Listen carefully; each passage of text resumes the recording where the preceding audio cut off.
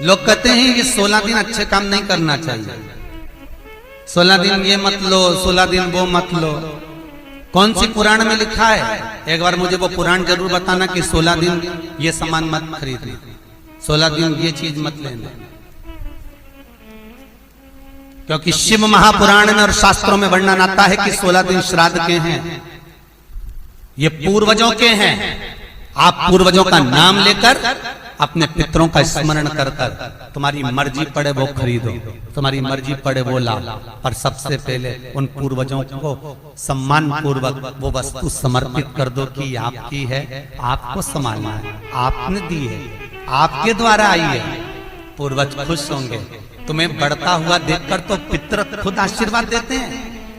कौन माँ होगी जो अपने बच्चे को बद्दुआ देगी? कौन पिता होगा जो अपने बच्चों को बद्दुआ देगा? अगर माता पिता अपने बेटे को गाली भी देते हैं, बद्दुआ भी देते हैं, तो बाद में रोते हैं, आंख में से आंसू निकलती है। एक माँ अपने बेटे को चिल्ला देती है तो बाद में रोती है। अगर माँ अपने बच्चों पर हाथ उठा देती है तो बाद में रोती है।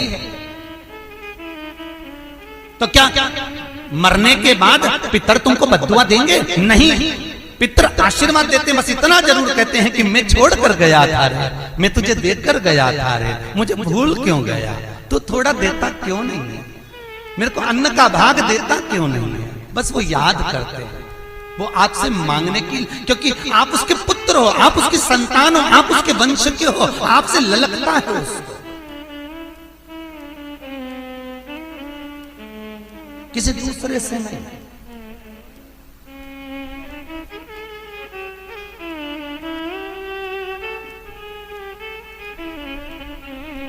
प्रेम दीजिए।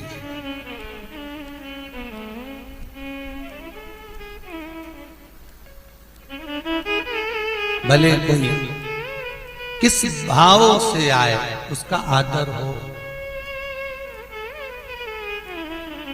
उसका सम्मान। कई लोगों का प्रश्न होता है, गुरुजी हम 4 भाइयों का परिवार है, पर पितृ दोष मुझ पर ही क्यों आ रहा है? मैं क्यों तकलीफ भोग रहा हूं? मेरे को क्यों कष्ट आ रहा है? मेरे ही क्यों पांव दुख रहे हैं? मेरे घर में क्यों ऐसी परेशानी आती है? सबकी सब तो सुखी है। ध्यान रखना, पितरों का जिससे लगाव होता है और जिसको पितरों ने दिया होता है, पूर्वजों ने दिया होता है, भगवान ने दिया होता है, लालसा उसी से होती है। भीख मांगने वाला, भिक्षा मांगने वाला भिखारी भी होता है, भिक्षुक भी होता है। तो गाड़ी देख लेता है कि 4 व्हीलर गाड़ी से आया है तो सेठ जी 10 रुपया देगा। कोई पैदल जाता है तो भिखारी भी सोचता है बेचारा क्या देगा, उसके पास तो खुद नहीं, पाँव में चप्पल नहीं पहना है, फिर भी हाथ फैला देता है कि दे दे तो ठीक है, नहीं तो कोई गाड़ी वाला तो देगा ना मुझको। उसी तरह घर के पूर्वज, घर के जो आहूत होते हैं, घर के जो पितर होते हैं, घर के जो वासुक होते हैं, घर के जो पूर्वज होते हैं, आशा उसी से लगते हैं जो दे सकता है। जिसके पास है ही नहीं उससे क्या आशा रखें? जिसके पास कुछ है ही नहीं उससे आशा रखना क्या?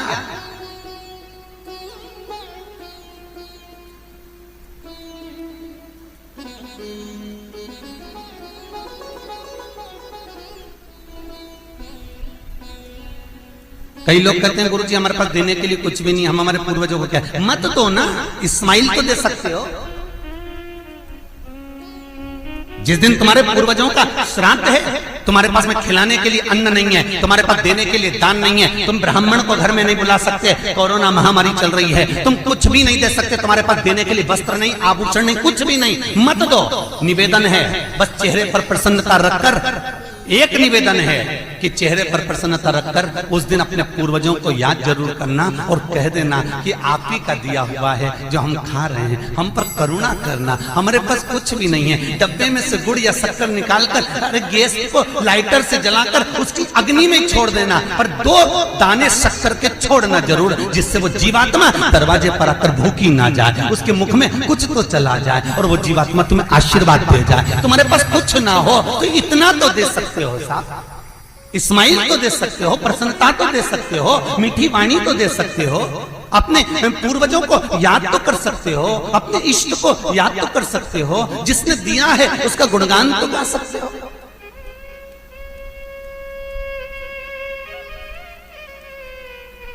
एक नई नवेली दुल्हन को पति ने एक नई नथनी लाके दे दी। कबीरदास जी लिखते हैं, नथनी दी यार ने तो दिया बखान।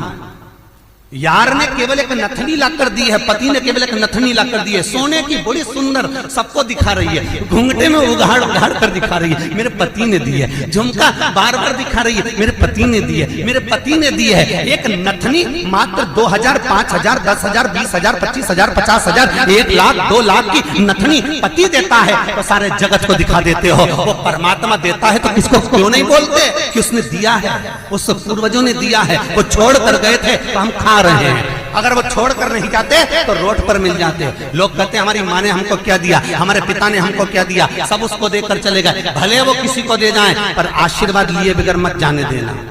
भले वो कितना भी पक्षपात करें, भले वो कितनी भी बेईमानी करें, भले वो कितना भी कपट करें, वो सारी जायदाद उठाकर किसी को भी दे दें, पर उन माता पिता का सम्मान जरूर करना, क्योंकि वो मरते मरते आशीर्वाद जरूर दे जाएंगे कि मैंने तुझे कुछ नहीं दिया, ले मैं तुझे आशीर्वाद देता हूँ, और तुम्हें आशीर्वाद मिल गया तो तुम निहाल हो गए। वर चाहिए, आशीर्वाद चाहिए, धन दौलत नहीं। श्राद्ध पक्ष की कथा कहती है, ये श्राद्ध पक्ष का जो वर्णन गरुड़ पुराण में कहा गया कि जीवात्मा सबसे पहले जाती है तो घर पर जाती है, जैसे जट्ठा और मट्ठा की कथा।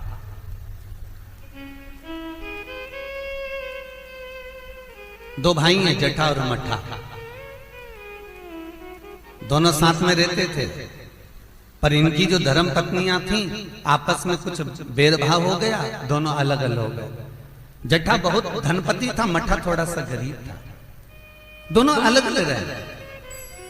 जट्ठा का बिजनेस अच्छा चलता है, जट्ठा का धन बहुत सारा है, संपदा बहुत सारी है, क्योंकि माता पिता का सारा धन जट्ठा ने अपने कब्जे में रख रखा था। सारे माता पिता की जितनी प्रॉपर्टी थी, जितना वैभव था, जितनी सत्ता थी, जट्ठा ने अपने कब्जे में रख ली थी। और मट्ठा ऐसे ही बेचारा सहज भाव का, भोला भंडारी, सरलता का भाव वाला चल दिया, अपना बोरी बिस्तर उठाया, अपनी पत्नी के साथ, बच्चों के साथ चले गए।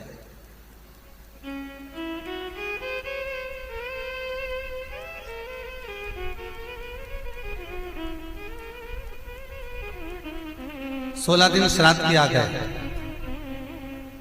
एक दिन जट्ठा की पत्नी बोली, सुनो, इतना सारा गाड़ी बंगला जमीन जायदाद ढेर सारी है, 200 एकड़ जमीन, 200 बीघा जमीन है, 4 ट्रैक्टर हैं, गाड़ी बंगला ढेर सारा है, खूब वैभव बना हुआ है, पर अपन अपने घर में सेठ बनकर रहते हैं, पर दुनिया को क्या मालूम कि अपने पास कितनी दौलत है, कितनी जायदाद है, अपने परिवार वालों को, रिश्तेदारों को, किसको क्या मालूम कि अपने पास में कितनी सत्ता, अपन कितने राशि ठाट में रहते हैं। तो पति बोला क्या करना है, पत्नी बोली एक काम करो, तुम्हारे जो पिताजी मर गए थे उनका श्राद्ध आ रहा है,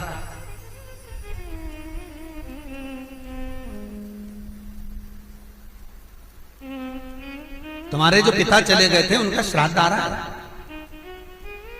एक काम करो, अपन अपने पिताजी का श्राद्ध रख देते, और श्राद्ध रखेंगे तो मेरे मायके वालों को और आपके पूरे परिवार वालों को, जो आपके रिश्तेदार हैं, मित्र हैं, दोस्त हैं, और मेरे मायके वाले, मेरी सहेलियां, मेरी बेस्ट फ्रेंड, सबको बुला ला,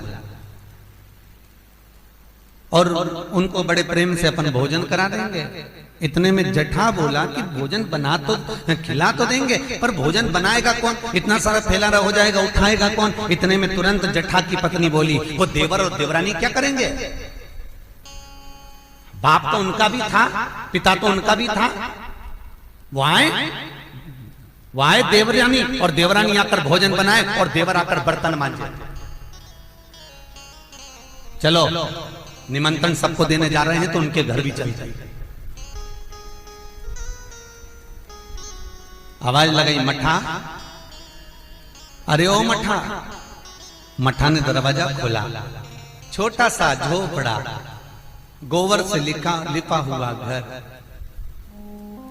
मट्ठा हाथ जोड़कर बोला, बड़ा भाई आया है, बैठो भैया, हम बैठने नहीं आए तेरे घर में, कल पिताजी का श्राद्ध है, तेरे को बर्तन मांजने आना है, दुल्हन को भोजन बनाने आना है।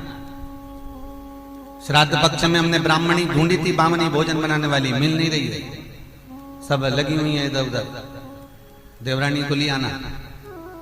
भाभी हम आ तो जाएंगे, पर निवेदन इतना सा है कि पिताजी का श्राद्ध है, तो मन कर रहा है कि हम थोड़ी सी धूप छोड़ दें, इसके बाद आ जाएंगे। इतने में तुरंत भाभी बोली, सुन रे मठा, आना हो तो सुबह जल्दी आना, क्योंकि रखे हुए बर्तन कौन मांजेगा, भोजन कौन बनाएगा। इतनी देरी से आना है तो केवल क्या खाने आ रहे हो? आने की जरूरत नहीं है, तुम दोनों की जरूरत नहीं है मेरे को, मत आना तुम। छोड़ दिया। जेठा गया, अपने ससुराल वालों को बुला लिया, मायके वालों को बुला लिया, सबको बुलाया। पितृलोक से जिसकी तिथि होती है, पितरों के भगवान जिनका नाम है आर्यमा स्वामी, कौवे पर बैठकर जिसकी तिथि होती है, उस तिथि के जीव को कौवे पर बिठाकर आर्यमा स्वामी लेकर आते हैं, और जिसकी यहाँ श्राद्ध होती है उसकी छत पर कौवा छोड़ते छोड़ते जाता है। इसलिए हिंदू धर्म में श्राद्ध में कौवे का बड़ा महत्व होता है, क्योंकि पितरों के देवता आर्यमा स्वामी कौवे पर बैठते हैं, और उसी कौवे पर हमारे घर के जीवों को लेकर आते हैं। और सबसे पहले वो जीव कहां जाता है श्राद्ध पक्ष में? बहुत ध्यान से सुनना गरुड़ पुराण का ये चरित्र। सबसे पहले वो जीव कहां जाता है? जो घर का सबसे पुराना घर होता है, जहां पर घर का बड़ा बेटा रहता हो, जहां पर घर का पुराना मकान हो, पुराना घर हो, वहां वो जीव जाता है। 3 वृक्ष पितरों के तुल्य हैं। पहला पीपल, दूसरा बट वृक्ष, तीसरा बेलपत्र का वृक्ष। बेलपत्र का वृक्ष कभी अनायास श्राद्ध पक्ष में आप कुछ भी ना कर पाए, कुछ भी ना कर सकते हो, तो एक पत्ते के ऊपर कोई सा भी पत्ता ले लो, चाहे पान का ले हो, कोई पीपल का ले हो, कोई भी पत्ते के ऊपर एक पुड़ी, थोड़ा मीठा थोड़ा नमकीन रखकर अपनी कामना कर कर अपने पूर्वजों के लिए इन 3 वृक्ष के नीचे 16 श्राद्ध में किसी भी एक दिन आपको भोजन को रखकर आ जाइए। अपनी कामना कर कर सुख का अनुभव होगा, पितरों को शांति मिलेगी। एक जट्ठा और मट्ठा की कथा हमने पहले कही है, वो भी हमारे पेज पे डली हुई है, आप उस पे से निकाल कर सुनना।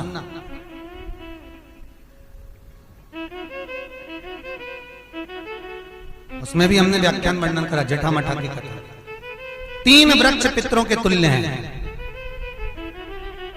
3 पक्षी पितरों के तुल्य हैं, कौवा, हंस और गरुड़।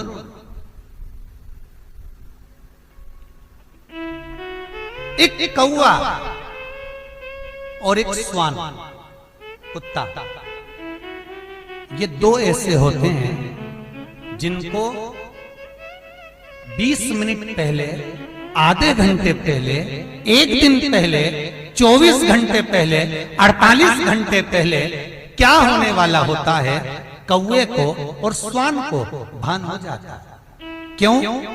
क्योंकि ये यमलोक में जहां यमराज निवास करते हैं, श्वान और कौवा उस स्थान का भाग ग्रहण करते हैं, और इनको ये ज्ञान पूर्व से यमराज से प्राप्त होता रहता है, पूर्वभान होता प्राप्त होता रहता है। एक कौवा एक श्वान, कोई घटना घटने वाली होती है तो कुत्ता रोने लगता है, कोई घटना घटने वाली होती है तो कौवा आकर बैठ जाता है, कोई आ रहा है तो कौवा आएगा, कोई भाव सूचक है तो कौवा आकर बैठेगा। दरवाजे पर कैसे, उसका भी भान है, अटारी पर कौवा कहां बैठा है, दरवाजे पर कौवा कहां बैठा है, किस स्थान पर कौवा विराजमान है, उसका भी भाव हमारे शास्त्र में वर्णन है।